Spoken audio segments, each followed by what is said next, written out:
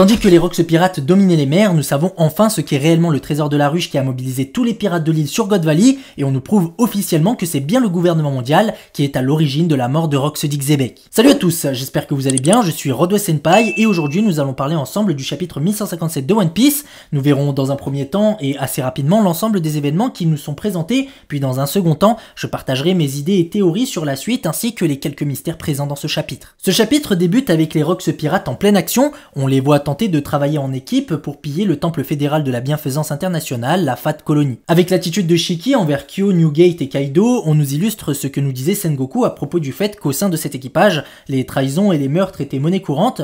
Pour se sortir de cette galère d'ailleurs, Newgate contre toute attente va utiliser le pouvoir de son fruit du démon et donc provoquer un tremblement de terre. Les Rox se finiront par sortir du temple avec leur butin, ils rejoindront Xebec et John tandis que la marine, elle, arrive sur place pour les arrêter. Face à cela, et fidèle à lui-même, Rox Dig Xebec va lancer l'assaut sur la marine accompagné de son équipage. À ce moment-là, on nous fera savoir qu'en seulement 2 ans d'existence, l'équipage des Rox avait lancé 16 attaques, coulé 76 navires, brûlé 14 ports, détruit 5 villes, renversé un pays, provoqué 3 affaires spéciales violant l'article 18 de la loi mondiale et effacé 25 casiers judiciaires. Sachant cela, et même si on le savait déjà, on nous confirme bien qu'à cette époque, les Rox pirates étaient les seuls maîtres du monde. Et ce, même avec le fait que le futur roi des pirates naviguait déjà sur les mers. Après ça, on ira du côté du roi Harald qui lui va faire face au gouvernement mondial. En effet, sur Enishi, la marine est intervenue pour arrêter les habitants ou dirigeants du pays, on sait pas trop, étant non affiliés au gouvernement mondial. Le souci, c'est que ce pays faisait partie de ceux qui avaient aidé Elbaf lorsqu'ils étaient frappés par la famine, et par conséquent, Harald a une dette énorme envers eux. À ce moment-là, le roi Harald va faire face à la cruauté du gouvernement mondial et n'aura pas d'autre choix pour sauver ses alliés que d'attaquer les hommes de la marine. Et ce qu'il a fait va bien évidemment grandement augmenter ses difficultés qu'il a pour affilier Elbaf au gouvernement mondial. Plus tard, Rox Dig Xebec, acharné comme il est, va retourner à Elbaf, et cette fois-ci, au vu de la réputation du pirate, Harald ne peut plus se permettre de l'inviter dans son château et leur discussion se déroulera au bar d'Ida. On sait désormais pourquoi Rox ne lâche pas l'affaire avec Harald, mais ce qui est sûr, c'est que le roi d'Elbaf n'a absolument aucune intention de s'allier à Xebec. D'autant plus que malgré la difficulté, Harald a la ferme intention de faire d'Elbaf un pays affilié au gouvernement mondial. Rox lui dira que peu importe ce qu'il fera, le gouvernement mondial ne le considérera jamais. D'ailleurs, Harald lui fera savoir que le vice-amiral Garp pense la même chose. Rox qui sait d'ailleurs que Garp déteste tout autant que lui les dragons célestes, donc ses supérieurs hiérarchiques. L'idée d'Harald est d'envoyer des géants au sein de la marine, ce qu'il a d'ailleurs déjà commencé à faire avec notamment John Giant pour sauver donc plus de personnes, mais aussi pour montrer l'intérêt qu'aurait le gouvernement mondial à affilier Elbaf. Suite à cela, Rox va demander à Ida de convaincre Harald, sauf que elle aussi est mal à l'aise face aux pirates et lui fera clairement comprendre. Pendant ce temps-là, au quartier général de la marine, on retrouve Garp, Sengoku, Tsuru et Kong en pleine discussion à propos de l'affiliation au gouvernement mondial du pays d'Elbaf. Garp, Sengoku et Tsuru semblent mettre la pression à Kong pour que le gouvernement mondial accepte la requête d'Harald, sachant en plus qu'ils savent que Rox tente de le recruter. D'ailleurs, Kong en tant qu'amiral semble aussi être d'accord avec ses camarades et a l'air de faire tout son possible pour affilier Elbaf au gouvernement mondial. Il y a 42 ans sur la ruche, la légendaire île des pirates, il s'est passé un événement historique. En effet, après que le monde entier apprenait que la capitaine des pirates Kuja, Shakuyaku, renonçait à son statut de capitaine et donc aussi d'impératrice d'Amazon Lily, provoquant au passage une vague énorme de tristesse parmi les pirates qui pour beaucoup avaient pris la mer pour la rencontrer un jour, finira par poser pied sur l'île de la ruche. Il s'agit d'un incident considéré comme l'un des plus importants qu'ait connu l'île, car en effet, parmi tous les événements possibles, c'est l'arrivée de l'idole ultime sur la ruche qui a captivé le monde entier provoquant un tollé. Elle fera savoir qu'elle n'est pas intéressée par les Rox, elle, ce qu'elle veut, c'est simplement vivre sur la ruche, car en tant que pirate, elle est aussi pourchassée par la marine, et cette île est le meilleur endroit pour se cacher. L'ancienne pirate Kuja finira par ouvrir un bar, laissant les Rox dans une incompréhension totale. Et on pourra constater que lorsque les Rox pirates verront Shaki, comme tous les hommes, ils seront tous sous son charme, et même Newgate. On nous fera savoir que ce bar qui appartient à Shakuyaku s'inscrivra dans la légende de l'île des pirates, car devant ce bar, sans qu'on soit étonné,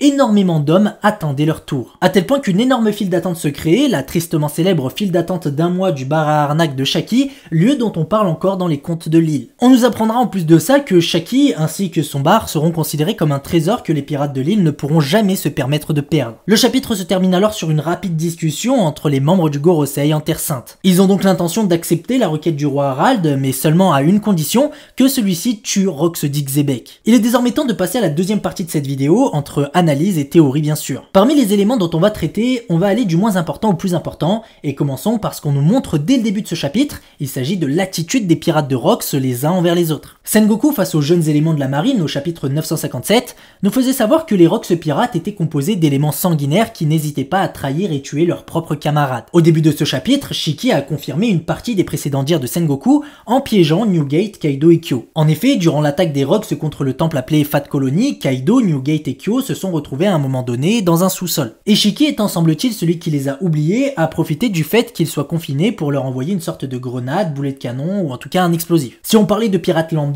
on pourrait effectivement se dire que ça aurait pu leur être fatal, sauf qu'ici on parle de futurs pirates de légende qui sont par ailleurs déjà des pirates légendaires au vu de ce qu'ils accomplissent, mais bref. Donc à ce titre, une simple grenade ou boulet de canon ou même explosif ne peut rien leur faire. Mais du coup, je me demande si les dires de Sengoku étaient vrais lorsqu'il disait que les meurtres au sein de cet équipage étaient monnaie courante. Il est fort à parier qu'encore une fois, il s'agit de la propagande du gouvernement mondial, donc des mensonges. Et même s'il est vrai que les membres de cet équipage sont pour la plupart des cinglés surpuissants, l'impression qu'on nous a donnée, c'est qu'ils ne parviennent pas à s'éliminer les uns les autres, ayant tous un niveau à peu près équivalent. Pour moi, les dires de Sengoku pourraient être totalement confirmés lorsqu'on nous prouvera que l'équipage des Rocks était aussi composé de pirates lambda. En tout cas, jusque-là, on nous a montré que des légendes. D'autant plus que leur braquage dans cette Fat Colony semble être le résultat d'un plan bien pensé et que la majorité des membres de l'équipage ont suivi à la lettre, ce qui montre qu'il y a un certain travail d'équipe. J'aimerais ajouter aussi que dans ce chapitre, on nous montre que Charlotte Linlin a déjà enfanté. On peut notamment voir Katakuri ou encore Oven. Même si s'attaquer aux enfants de Linlin provoquerait très certainement sa colère, s'il s'agissait vraiment d'un équipage de pirates sanguinaires comme le soulignait Sengoku, alors parmi les plus puissants qui le composent, on aurait pu s'attendre à ce que l'un d'entre eux s'attaque à un de ses enfants. De plus, on sait que s'attaquer aux enfants, ça ne leur pose absolument aucun problème, étant donné qu'on a déjà vu Rock se planter le prince d'Elbaf Loki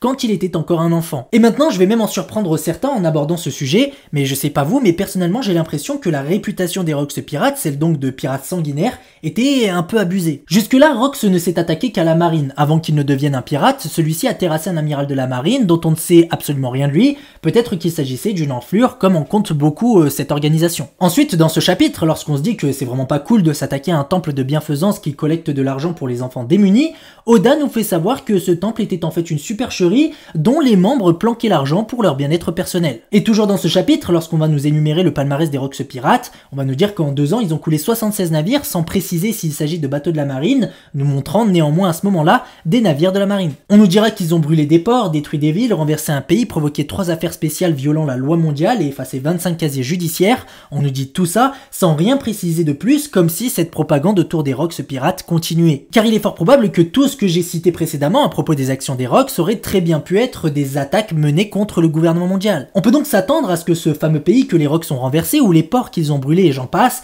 étaient des lieux stratégiques appartenant au gouvernement mondial, d'où leur soudaine volonté à la fin de ce chapitre d'éliminer Rox d'Xebec. Donc voilà, attendons-nous à ce qu'on nous dise que les Rox pirates n'étaient pas si cruels que ça. Toujours dans ce début de chapitre, on a pu constater que Newgate possédait déjà son fruit du démon, ce qui fausse mon idée sur le fait qu'il l'avait récupéré sur God Valley. Mais le bon côté des choses, c'est que le fait que Newgate soit à ce moment-là déjà le détenteur du Gura Gura no Mi va faire taire tous ceux qui disent qu'à cette époque, il n'était pas si puissant que ça. Même si on sait que développer ces 3 types de haki rendrait un individu bien plus puissant qu'un mangeur de fruits du démon, en posséder un est un avantage conséquent qui n'empêche pas en plus de ça de développer ces 3 types de haki. Donc là je pense que c'est clair, on a déjà un Edward de Newgate extrêmement puissant, peut-être pas encore à son prime, mais qui s'en approche fortement. D'ailleurs ce qu'on remarque c'est que suite au piège de Shiki, seul Kyo semble être blessé, tandis que Newgate et Kaido n'ont l'air de n'avoir aucune égratignure. Pour en finir avec ce début de chapitre, je voudrais vous parler très rapidement du Capitaine John. J'en parle très rapidement parce que je me base pas sur grand chose au vu du peu d'éléments qu'on a sur lui, c'est surtout mon intuition qui va parler. Comme vous avez pu le constater, durant l'assaut de la Fat Colony, presque l'intégralité des Rox pirates ont participé,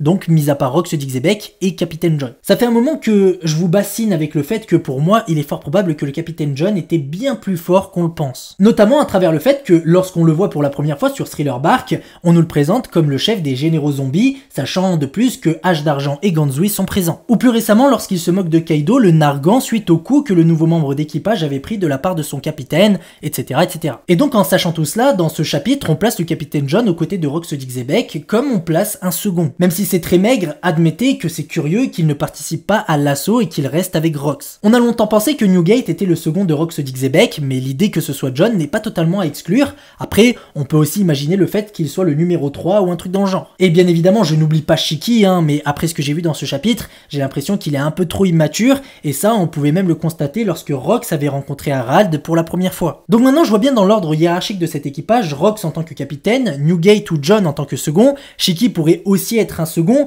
mais au vu de son immaturité qu'on a pu constater à plusieurs reprises, on pourrait aussi le placer en numéro 3 et viendrait par la suite Lin Lin, puis le reste. Allons maintenant du côté du roi Harald, qui malgré les bâtons dans les roues qu'ils lui mettent depuis qu'il cherche à ouvrir Elbaf au monde et où malgré ce qu'il a vécu durant ce chapitre, ne se rend pas compte à quel point le gouvernement mondial est monstrueux. Lors de ce chapitre, Harald n'aura pas d'autre choix que de s'attaquer à la marine, qui sur ordre du gouvernement mondial va emprisonner et esclavagiser les dirigeants ainsi que les habitants d'un pays qui fait partie de ceux qui avaient aidé Elbaf quand ils avaient été frappés par la famine. Déjà là, Harald avait dû voir à quel point le gouvernement mondial était néfaste pour le monde. Même lui, face à l'obstination du marine qui lui parle, va constater du monstre inhumain qui se tient devant lui. D'ailleurs, le soldat étant au courant de la volonté d'Harald d'affilier Elbaf au gouvernement mondial, va se servir de ça pour qu'il lâche l'affaire avec les habitants d'Enishi. Fort heureusement, Harald ne cède pas et s'attaque aux marines en coulant leur navire, histoire qu'il racontera à Rox lors de sa visite au Bardida. Quand je dis que Harald ne se rend pas compte des fous que compose le gouvernement mondial, c'est totalement vrai. En fait, j'ai même l'impression qu'il est un peu trop naïf. Il ne se rend pas compte qu'il devra s'acquitter du tribut céleste et tout ce qui va avec. Il n'y a qu'aux rêveries qu'il pourra voir de ses yeux la cruauté des hommes qui se prennent pour les dieux de ce monde. Rox a raison quand il dit que le gouvernement mondial ne le prendra jamais au sérieux, et peut-être qu'à travers ses paroles, Rox voulait faire passer un message au roi d'Elbaf. Au vu de tout ce qu'il semble savoir à propos des secrets de ce monde, on peut très bien penser que Rox d'Yxebek connaît la véritable raison qui pousse le Gorosei à refuser la requête d'Harald. Je rappelle que grâce à la fresque qui accompagne les textes du Halley, on voit clairement que les géants seront les adversaires d'Imu dans la guerre finale de One Piece. Gunko nous faisait récemment savoir qu'Elbaf fera basculer la balance dans la guerre qui se prépare. Rox pourrait très bien être au courant de tout ça, cependant, je trouve qu'il y a quand même une incohérence dans cette histoire. Là, grâce à ce chapitre, on voit que Harald voulait affilier Elbaf au gouvernement mondial et donc devenir leurs alliés, et en sachant cela, je ne comprends pas pourquoi le gouvernement mondial a refusé, alors qu'aujourd'hui les chevaliers divins puis Imu elle-même interviennent pour rallier Elbaf à leur cause. Donc voilà, je trouve ça assez curieux, à moins que Harald depuis le début comptait trahir le gouvernement mondial et qu'ils avaient deviné les intentions du roi. C'est pas totalement illogique, parce que toujours dans ce chapitre, Harald nous partagera sa stratégie pour que le gouvernement mondial accepte sa requête. Il nous dira que plusieurs géants comme John Giant ont déjà rejoint la marine et que grâce à cela, en envoyant davantage de soldats géants rejoindre leur rang, ils pourront sauver plus de gens. Au-delà du fait de trahir le gouvernement mondial, j'ai la forte impression que Harald avait l'intention de changer les mentalités au sein des hommes de la marine pour qu'il n'y ait plus de ce qu'ils appellent être des déchets. On pourrait imaginer que dans cette optique, tous les géants envoyés au sein de la marine, comme Sauro par exemple, qui rejoindra plus tard les rangs de cette organisation, étaient en fait avant tout fidèles à Elbaf et au roi Harald. Ceci potentiellement pourrait par exemple expliquer pourquoi Sauro a préféré déserter ayant compris que ce pourquoi il avait été envoyé était impossible. Donc en vous ayant dit tout ça, voici l'idée que j'ai eue. Le roi Harald, en voulant s'affilier au gouvernement mondial, a eu l'idée d'envoyer les géants d'Elbaf intégrer la marine, et cela pas pour rien, il avait pour but de changer les mentalités au sein de cette organisation. Ça c'est véridique, il nous le dit clairement durant ce chapitre, son but était de sauver le plus de gens possible en évitant par exemple le genre d'incident qu'il a vécu à Enishi. Il faut bien garder en tête que Harald n'est plus un jeune roi, depuis, il sait de quoi est capable le gouvernement mondial. On se rappelle qu'à la rêverie où il a rencontré Rox, celui-ci, tandis qu'il tentait d'échapper à la garde royale, lui faisait savoir que s'il se faisait capturer ici, les dragons célestes feront de lui un esclave. Ensuite, on aura pu constater durant son histoire, tandis qu'il essayait de changer le visage d'Elbaf aux yeux du monde, le gouvernement mondial n'a cessé de lui mettre des bâtons dans les roues. Ils ont jusque-là toujours refusé sa requête concernant l'affiliation d'Elbaf, et il a pu voir que sous ordre du gouvernement mondial, la marine est venue capturer les dirigeants et les habitants d'Enishi, un pays non affilié, qui dans le passé a sauvé avec l'aide d'autres pays Elbaf de la famine. Donc Harald connaît très bien le gouvernement mondial, il sait parfaitement qu'ils sont dangereux, et n'oublions tout de même pas que lors de l'événement qui a eu lieu à Enishi, Harald a fait preuve d'hostilité envers la marine, mais aussi envers le gouvernement mondial, étant donné qu'il a coulé le navire de la marine, mais aussi et surtout lorsqu'il dit pourquoi le gouvernement mondial devrait imposer ses lois au monde entier, phrase qu'il va dire en constatant de l'injustice qui est en train de vivre Enishi. Harald est loin d'être naïf, contrairement à ce que je voulais vous faire croire précédemment. Il sait parfaitement ce qu'il fait, il a un plan pour changer cette organisation ou carrément la renverser, et la preuve de ça se trouve dans les paroles de Sommers quand sur Elbaf, il se met littéralement à insulter Harald en insinuant qu'il les avait trahis ou qu'il les avait bien roulés. Donc ici, ce qu'il faut retenir, c'est que le roi Harald, derrière sa farouche volonté qu'Elbaf soit affilié au gouvernement mondial, il y avait une idée, un plan pour que cette organisation change son comportement hostile et agressif, souvent répressif avec ceux qui ne sont pas d'accord avec eux. Mais ça, le gouvernement mondial, à travers le Gorosei, s'en doutait, et c'est pour ça qu'ils ont jusque-là toujours refusé la requête du roi Harald d'affilier Elbaf. La demande d'affiliation d'Elbaf est bien sûr connue des hauts gradés de la marine, tels que les vice-amiraux Garp, Sengoku, Tsuru, ainsi que l'amiral Kong. On a d'ailleurs pu nous faire savoir que Garp a déjà eu l'occasion de discuter avec Harald. On pourra notamment constater que les trois vice-amiraux ainsi que l'amiral Kong sont tous favorables à la demande du roi Harald. Ils lui font totalement confiance et le croient profondément sincère dans sa volonté de donner une nouvelle image à Elbaf. Les 3 vice-amiraux, mais en particulier Garp, mettent vraiment la pression à Kong pour convaincre le Gorosei d'accepter la requête d'Harald. Lorsque le Gorosei explique pourquoi ils ne veulent pas de géants au sein de la marine, on remarque qu'il s'agit simplement d'excuses pour cacher la véritable raison de leur refus, tellement c'est absurde. Et de toute manière, comme on nous le fait savoir, quoi qu'il puisse se passer, affilier Elbaf au gouvernement mondial sera toujours mieux qu'une alliance entre Harald et les Rox. Finalement, Rox d'Yxebek, sans le vouloir, aide Harald à affilier son pays au gouvernement mondial. La peur de voir une alliance entre eux est beaucoup trop grande, et c'est vrai que si Harald venait à rejoindre Rox, personne pourrait les arrêter, et la guerre finale de One Piece aurait eu lieu à cette époque, Imu et le Gorosei n'ayant plus d'autre choix que d'intervenir. Mais le plus important à retenir ici, c'est la différence de mentalité entre les individus que compose la marine et ceux qui composent le gouvernement mondial. On voit clairement qu'il y a une cassure et que finalement, ils ne sont pas du tout d'accord sur de nombreux sujets. Ceci fait donc le lien avec ce que je disais précédemment à propos du plan d'Harald. La marine compte de nombreux membres qui défendent la véritable justice. Envoyer donc des géants viendrait seulement renforcer cette justice-là, et pas celle qui est gangrénée par les décisions du Gorosei. Allons maintenant du côté de l'île des pirates. En effet, un événement totalement inattendu a eu lieu il y a 42 ans. L'impératrice d'Amazon Lily et capitaine des pirates Kuja Shakuyaku a renoncé à son titre et ses différents statuts pour ouvrir un bar sur l'île des pirates. On ne connaît pas encore la véritable raison de cette décision, mais il y a quelques indices qui pourraient l'expliquer. Lorsque Lin et Gloriosa vont s'interroger sur la raison qui a poussé Shaki à renoncer à son statut,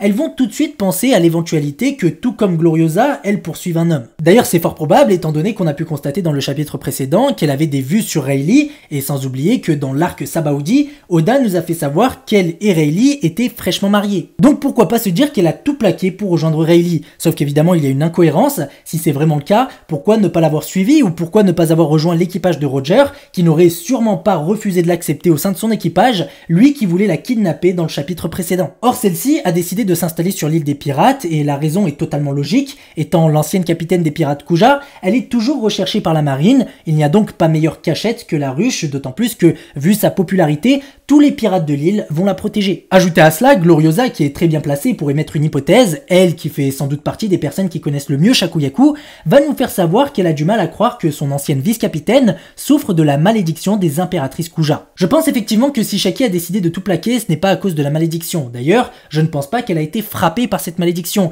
car si on compare son attitude quand elle se trouve face à Rayleigh, à celle où Gloriosa voit Roger ou quand Hancock voit Luffy, on remarque qu'il y a une nette différence. On l'a vu sur Sabaody notamment, Shaki, elle, comparée à Gloriosa où Hancock sait se tenir à la vue de celui qu'elle aime. Je pense qu'elle kiffe Rayleigh, mais on est loin de la folie à laquelle s'adonne Hancock par exemple. Et par conséquent, rien ne pousse Shaki à poursuivre Rayleigh, elle n'en est pas à ce point-là, à moins que la malédiction au fil du temps aggrave les symptômes, poussant donc les victimes à poursuivre les hommes qu'elles aiment, ce qui expliquerait pourquoi Hancock n'en est pas encore arrivé à ce point-là, ayant rencontré Luffy il n'y a pas si longtemps que ça. Et donc pareil pour Shaki qui serait tombée amoureuse de Rayleigh il y a peu. Par conséquent, si la malédiction des impératrices Kuja n'est pas la raison de son choix de tout abandonner, alors on peut imaginer l'éventualité que Shaki n'avait jamais eu l'envie de devenir impératrice et que ça lui est tombé dessus comme ça, suite à l'abandon de Gloriosa. Je rappelle que Boa Hancock a rappelé à Mamignon que ce qu'elle avait fait durant sa jeunesse était encore quelque chose qu'elle avait du mal à accepter. Et on imagine que toutes les Amazones ont encore aujourd'hui du mal à l'accepter. Peut-être aussi que Shaki en veut à Gloriosa de lui avoir donné autant de responsabilités aussi soudainement. Beaucoup de responsabilités, donc de diriger le peuple d'Amazon Lily ainsi que l'équipage Kuja, alors qu'elle, son rêve était d'ouvrir un bar. D'ailleurs aujourd'hui on sait que Shaki a ouvert au moins 2 bars dans sa vie, un sur la ruche puis un autre sur Sabaody, ce qui indique que ça semble lui tenir à cœur. Alors même si ça paraît simpliste, il se pourrait que j'ai raison et que Shaki n'a jamais voulu être impératrice et avait pour but d'ouvrir son bar. S'agissant de Gloriosa, c'est maintenant plus qu'officiel, si elle a rejoint les Rox, c'est bien dans le but de poursuivre Goldie Roger. Beaucoup en sont venus à penser que si Gloriosa avait rejoint les Rox pirates, c'est parce qu'elle avait fini par tomber amoureuse d'un des membres de cet équipage, abandonnant l'idée de séduire Roger. Aujourd'hui on sait que c'est faux, et ma théorie est toujours d'actualité quand je vous faisais savoir dans ma review précédente que Rox, pour convaincre Gloriosa de rejoindre son équipage, lui a promis de faire en sorte de poursuivre Roger, peut-être lui arranger un coup avec lui ou quelque chose dans le genre. D'ailleurs, je sais pas vous, mais je trouve que ce genre de promesse, c'est carrément le style de Rox. De plus, ça ne m'étonnerait pas non plus qu'il soit renseigné sur les moindres détails des pirates qu'il veut au sein de son équipage. Donc voilà, la théorie disant que Gloriosa était amoureuse de Newgate est désormais à jeter à la poubelle. Le pirate que Mamignon a poursuivi dans sa jeunesse et pour lequel elle a tout abandonné était bien le futur roi des pirates. En parlant de Newgate, celui-ci a fait savoir à Stussy qu'il n'était pas du tout amoureux d'elle et comme tous les hommes qu'on a pu voir jusque-là, mis à part Rayleigh le véritable Sigma, Newgate aussi n'est pas resté insensible face au charme de Shakuyaku, à ma grande surprise d'ailleurs. D'ailleurs parmi les Rocks, il n'y en a pas un qui n'est pas tombé sous le charme de Shaki, que ce soit Rox, John, Shiki, etc. etc. Par contre, petite parenthèse, on n'a pas eu la réaction de Kaido, donc je me demande s'il est en mode Sigma ou si lui aussi est sous le charme comme tous ses compagnons. Et là ça m'a fait beaucoup rire, parce que durant le chapitre précédent, lorsqu'on nous montrait Roger sous le charme de Shaki,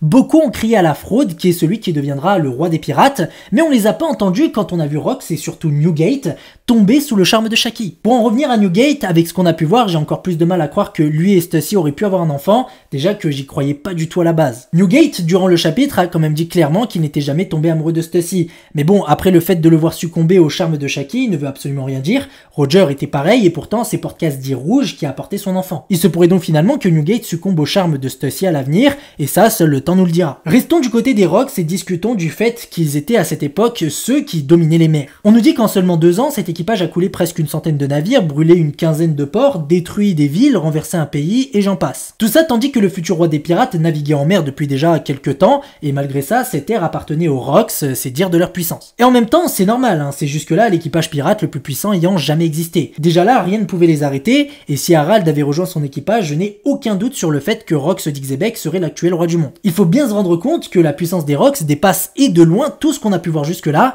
et c'est précisément pour ça que leur défaite sur God Valley est extrêmement louche. Pour ceux qui sont encore sceptiques, vous croyez vraiment que s'il s'était réellement passé sur God Valley ce que nous disait Sengoku au chapitre 957, Oda nous aurait pas montré plus rapidement cet incident? Pourquoi vous croyez qu'il garde autant de mystère autour de cet incident si c'est pas pour nous dévoiler quelque chose d'hyper important pour la suite? Donc non, la défaite des Rocks pirates sur God Valley n'est pas aussi simple que nous l'a raconté Sengoku. En tout cas, si ça avait été un autre équipage, ok, mais un équipage composé de monstres de puissance, tous légendaires, impossible. Nous reviendrons sur l'incident de God Valley durant cette vidéo juste après, parce que là j'aimerais qu'on parle vite fait de la relation entre Harald et Rox d'Xebec. Avant même qu'on le voit complètement, on nous avait décrit Rox comme un monstre sanguinaire extrêmement cruel à la puissance démesurée. Lors de sa première apparition, Eiichiro Oda lui-même le qualifiait de cinglé, et vu ce qu'il a accompli en si peu de temps, on comprend de plus en plus à quel genre de personnage on a affaire. Cependant, Rox semble à première vue réellement respecter le roi Harald suite à leur courte confrontation en Terre Sainte, et depuis, il a l'air de le considérer comme son ami au point de ne laisser personne lui manquer de respect ou l'insulter en sa présence. On a pu voir par exemple Kaido se faire savater par Rox suite à une de ses propositions qui prévoyait que Harald soit tabassé pour le bien de leur objectif. Ceci montre la sincérité de l'amitié qu'éprouve Rox à l'égard d'Harald. Toutefois, son fils, Marshal D. Teach, a fait pareil une très grande partie de sa vie en s'intégrant totalement à l'équipage de Barbe Blanche jusqu'à ce que son heure arrive. Teach a été extrêmement patient et je pense qu'il était réellement attaché à ses camarades du Moby Dick. Sauf que quand il a vu le Yami Yami no Mi, il a vu qu'il était temps pour lui d'accomplir son rêve. À l'image de Teach, je pense que Rox est pareil et a décidé de se montrer patient avec Harald dans l'espoir qu'il le rejoigne. Et j'y crois à ça parce que grâce au précédent chapitre, on sait que le roi Harald fait partie intégrante du plan de Rox pour la réalisation de son objectif final. Je pense que Rox apprécie réellement Harald, mais que tout comme son fils avec Satch, Rox pour le bien de son rêve aurait fini par causer du tort au roi d'Elbaf. Mais pour prendre la défense de Rox, il faut tout de même souligner qu'il lui aura laissé une possibilité d'éviter un cas de figure peut-être beaucoup plus sanglant lorsque celui-ci, à de nombreuses reprises, lui a demandé de rejoindre son équipage. On est beaucoup à se dire que si Rox d'Xebec est si puissant que ça, il n'a qu'à soumettre Harald, sauf que évidemment ce n'est pas aussi simple que ça. Lorsque Rox et Harald se sont affrontés, Rox en a profité pour jauger sa puissance, et le fait qu'aujourd'hui Rox montre du respect pour le roi d'Elbaf, c'est qu'il y a une très bonne raison. Je pense que Harald est bien plus fort que ce qu'on pense, et ça Rox l'a très bien compris. C'est d'ailleurs pour ça que dans son plan il a prévu que Harald mange un des fruits dont il a besoin, celui qui se trouve à Elbaf, et que je soupçonne être le Ito Itonomi modèle Nika. Rox a précisé qu'il était important que ce soit Harald qui mange ce fruit du démon, étant en mesure de libérer la véritable puissance du Ito Itonomi modèle Nika. Dans les plans de Rox, il est très fort probable que Harald deviendrait à ce moment-là l'héritier de Joy Boy, le seul capable d'éliminer Imune Rona. Et encore une fois, à l'image de son fils Teach, qui a profité du chaos de la guerre de Marineford pour tuer Newgate et voler son fruit du démon, ou quand il a profité du chaos d'Impel Down pour se créer un équipage surpuissant, Rox lui profiterait de la guerre entre Harald en tant que nouveau Joy Boy et Imune Rona pour prendre le contrôle du monde et le gouverner. Donc voilà, pour moi, ami ou pas, pour le bien de son objectif ultime, Rox d'Xebec se serait servi d'Harald pour s'asseoir sur le trône du monde. Il est désormais temps d'aborder l'élément le plus important de ce chapitre, qu'on va découper en 3 parties. Il est effectivement possible d'expliquer ce qui a causé l'incident de God Valley, ainsi que ce qui s'est passé et surtout ce qu'il va provoquer pour la suite de l'histoire, donc de Roger jusqu'à Luffy. 3 parties avec d'abord le rôle de Shakuyaku, l'importance du Gorosei ainsi que l'incident en lui-même de God Valley. On sait que l'incident de God Valley est un événement charnière, événement qui a provoqué un effet papillon jusqu'à provoquer le début de la grande ère de la piraterie, mais qui sera aussi à l'origine de la guerre finale de One Piece. Shakuyaku, en s'installant sur l'île des pirates, est devenu le trésor de la ruche. Comme on le sait, le gouvernement mondial est parvenu à capturer ce trésor et en a fait une récompense pour les vainqueurs de la chasse à l'autochtone. D'ailleurs, Shakuyaku, ayant été la capitaine des pirates Kuja, avait une prime et était donc recherchée par le gouvernement mondial, donc jusque-là c'est cohérent. Comme on a pu le constater, tous les habitants de la ruche, étant tous des criminels dangereux, chérissaient leur trésor. Son kidnapping a donc provoqué la colère de tous les pirates de la ruche qui, dès lors qu'ils ont appris grâce à Ginny que Shakuyaku se trouvait sur God Valley, s'y sont tous rendus. Ceci explique aussi pourquoi les pirates de Loro Jackson se sont aussi retrouvés sur cette île, Roger étant amoureux de Shaki au point de régulièrement la pourchasser pour la kidnapper. Les Rox pirates étant presque tous sous le charme de Shaki se sont aussi tous rendus sur God Valley pour la sauver. Il faudra d'ailleurs s'attendre à ce que ce soit Rayleigh qui sauve Shakuyaku, histoire d'alimenter cette malédiction de l'amour des impératrices Kuja et donner tort à ce que je disais précédemment. Ceci ferait donc en sorte que Shakuyaku tombe complètement amoureuse de Rayleigh, de la même manière que Hancock est amoureuse de Luffy ou Gloriosa pour Roger. Dans ce chapitre, le Gorosei s'est manifesté et ont décidé d'accepter la requête d'Harald, donc l'affiliation d'Elbaf au gouvernement mondial, à la seule condition de tuer Rox d'Ixébec. Gorosei qui d'ailleurs ne semble pas totalement être le même qu'aujourd'hui, on reconnaît Saint G. Garcia Saturne, Saint Marcus Mars, Saint Topman, Saint Ethan Baron Nos Juro, par contre celui tout à gauche ne ressemble pas du tout à Saint Shaper de Jupiter, il semble d'ailleurs être plus âgé et barbu. J'ai absolument aucune preuve de ce que j'avance, mais j'ai l'intuition que ce changement de doyen entre celui qu'on voit dans ce chapitre et celui qui deviendra Saint Shaper de Jupiter est lié à l'incident de God Valley, allant dans le sens de ce que je disais depuis le début, à savoir Imu via ses serviteurs ou elle directement est intervenue à God Valley. En effet, Rox et son équipage n'auraient jamais pu être vaincus par Roger et Garp. Je pense que comme on nous a menti quand on nous a dit que c'est Garp qui a permis l'arrestation du roi des pirates, on nous ment là aussi quand on nous dit que c'est Garp et Roger qui ont éliminé Rox. Comme je dis depuis le début, ni Roger ni Garp étaient à leur prime à cette époque, ce qui n'a pas pu leur permettre de vaincre Rox. De plus, ils ne sont pas le genre de personnages à éliminer leur adversaire, Roger les surpasse et Garp les arrête. Sachant qu'on a tendance à oublier que Imu Nerona représente le tabou de ce monde, le gouvernement mondial aurait tout fait pour garder secrète son intervention. Et le fait de voir Imu intervenir sur Elbaf est une preuve supplémentaire, nous montrant qu'il est tout à fait possible qu'Imu intervienne lors d'un incident. De plus, je pense que le seul personnage qui aurait pu éliminer Rox, c'est bien Imu. Je pense qu'on est tous d'accord pour dire que Xebec a le niveau roi des pirates et qu'à ce titre, il y a très peu de personnages qui lui arrivent à la cheville et encore moins de personnages qui peuvent le battre. Donc Imu est le seul capable de l'éliminer, mais n'oublions tout de même pas que Rox s'est entouré de légendes de la piraterie, donc c'est encore plus compliqué que prévu pour lui. C'est pourquoi le Gorosei est aussi intervenu sur God Valley avec les chevaliers divins déjà présents, plus Saint G. Garcia Saturne qui a invoqué tous les autres doyens. La bataille a été très certainement extrêmement rude et à un moment donné, Newgate a affronté Garling Figureland, d'où ses paroles lorsqu'il disait à Shanks durant la période pré-ellipse que quand il voyait son visage, une douleur suite à une vieille blessure se réveillait. Je pense que tandis que Rox faisait face à Imu, son équipage faisait lui face au Gorosei et aux chevaliers divins. On peut aussi imaginer la possibilité qu'Imu ait pris le contrôle du corps d'un des doyens, qu'il s'agissait de celui qu'on ne connaît pas présent dans ce chapitre, et que Rox est parvenu à l'éliminer, d'où le fait que Saint Shaper de Jupiter l'a remplacé après ça. A savoir qu'il est fort probable qu'Imu, lorsqu'elle prend le contrôle du corps de ses subordonnés, n'est pas aussi puissante que lorsqu'elle utilise son propre corps. Donc pourquoi pas imaginer qu'avec le corps d'un des doyens, elle aurait perdu face à Rox, et que c'est seulement après que Roger et Garp arrivent sur l'île. D'ailleurs, on constate que l'ordre d'arrivée sur God Valley, c'est d'abord les Rox, Loro Jackson, puis Garp, donc c'est une éventualité. Le Gorosei a fait savoir à Harald que s'il tuait Rox, alors il ferait d'Elbaf un pays affilié au gouvernement mondial. Cela prouve qu'ils ont la ferme intention de stopper Rox, et je pense que Harald, malgré sa méfiance envers Rox, a refusé les conditions du Gorosei et n'a pas cherché à éliminer Xebec. Le Gorosei, ayant toujours l'intention d'éliminer le pirate, a alors orchestré l'incident de God Valley. Et ils ont réussi grâce à la présence d'un espion caché au sein des Rox, qui travaille donc pour le gouvernement mondial,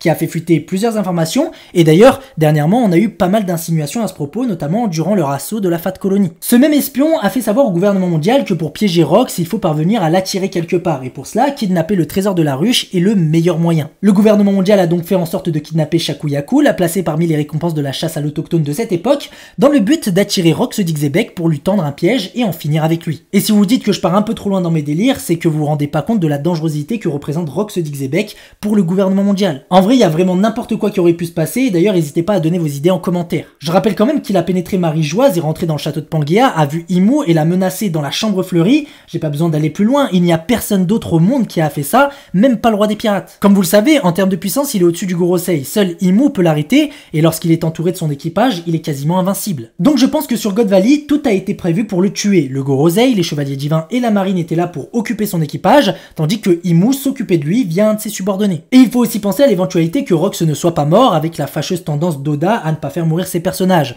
même si j'ai l'impression que ça change un peu ces derniers temps. On pourrait donc imaginer que Rox soit emprisonné dans les sous-sols de Marie-Joise avec le chapeau de paille géant, et très certainement certainement le secret qui entoure la Terre Sainte. Et peut-être même les géants de la Galaïla, qui sait. Pour finir, et même si c'est pour moi très peu probable, j'aimerais tout de même vous laisser imaginer l'éventualité que le roi Harald accepte la condition du Goroseï, et que tout comme les plus grandes figures de la piraterie de cette époque, le roi d'Elbaf s'est lui aussi retrouvé sur God Valley, ce qui rendrait évidemment cet incident encore plus légendaire qu'on l'imagine.